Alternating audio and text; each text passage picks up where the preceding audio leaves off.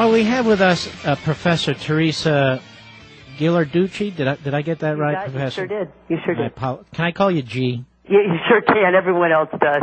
Oh, they do? All right. I thought that was unique to me. Now, you're a professor of economics at the New School for Social Research. Is that correct? That's right. And you have an idea with these 401K plans that has now received a lot of publicity. You have attended at least one hearing in the House. People are intrigued by your proposal. What is your proposal? Well, I think people don't realize how bad 401K plans treat them with their high fees and really... No, let me slow you down there. You can get a 401K plan with a mutual fund that has no fees. I've got them. That's what they tell you. But all 401K plans have fees. How do you pay the salaries of the investment managers and the advertising? There are fees, but they're not apparent. So they're crooked. They're crooks? Can I say that? Pardon me?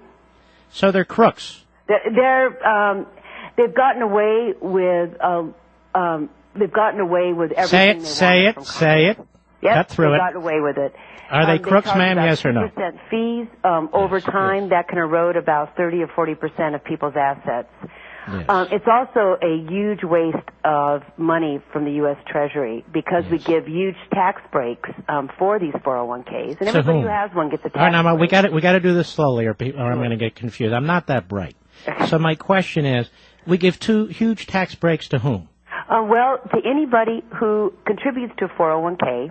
To the people, then. The people, workers, and they get to contribute tax-free, and the earnings in those plans accumulate tax-free. And then you're taxed when you start taking them out. And when you take it out. The problem is that people who are middle class happen not to contribute as much as people at the very top. Now, before we get to that, the fact is, isn't it true, ma'am, we are denying the federal government the tax revenue it deserves?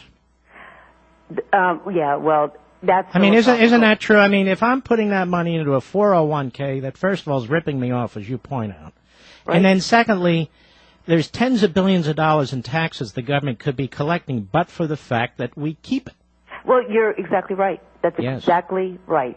Not so stupid, am I? No, you got it just right, and I'm going to steal that way of describing it. Now, let me ask you another question while we're on the subject. What happened to all my Social Security deductions? Where are they? Well, your Social Security deduction goes towards your account, and you'll get Social Security. No. Wait a minute. How much money's in that trust fund? Well, there's now about $2 trillion in that. No, there's not. There are $2 trillion worth of IOUs from the Treasury Department. From the federal government. So where is my cash today?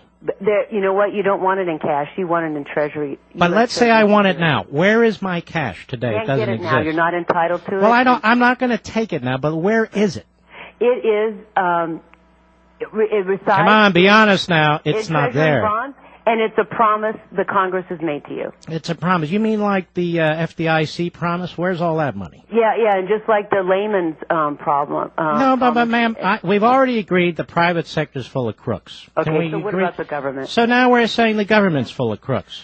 Well, you pick your crooks, and right now the only place... How much, you're an expert. I'm very stupid when it comes to this stuff. The unfunded liability in Social Security, how much is that?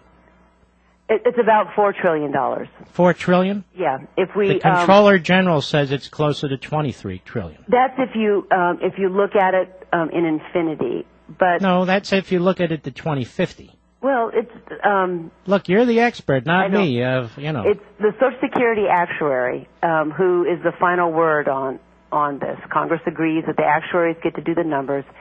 It says that it's $4 trillion. So in 2050, no. By 2050, it's more than $4 trillion. Well, if we don't do anything in Social Security, people will collect about 3/4 of what they owe. So basically, the Comptroller General of the United States in January and February, when he's a liar too. He's a crook. You mean David Walker from? Yes, we can't trust him either. He has a bone to pick. Really?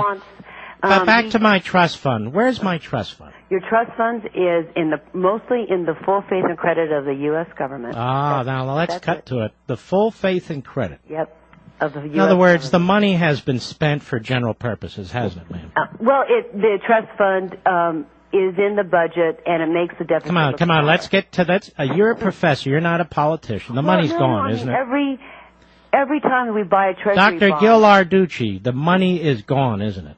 the government borrowed it from the Social Security plan, just like it's. They issued IOUs, correct? They issued IOUs, correct? They did, just like they're issuing. Hold on now. Is that insurance? It's insured by the full faith and credit of the U.S. government. No, I didn't ask that. Is that insurance? Social Security is insurance. How can it be? Well, what it is if you meet the requirements to get the benefit, you get it. Just well, like the full faith and credit, I got that part. Yeah. The IOUs, I got that part. Yeah. But basically, if the government didn't have a printing press, it would be a Ponzi scheme, correct? No, you're right. And if it was Argentina or some other kind of country... forget about Argentina. Now, here's my next question. Yeah. These 401K's, why don't we just nationalize the damn things? Well, that's my proposal. Yes. Tell us how we would do that. Go ahead.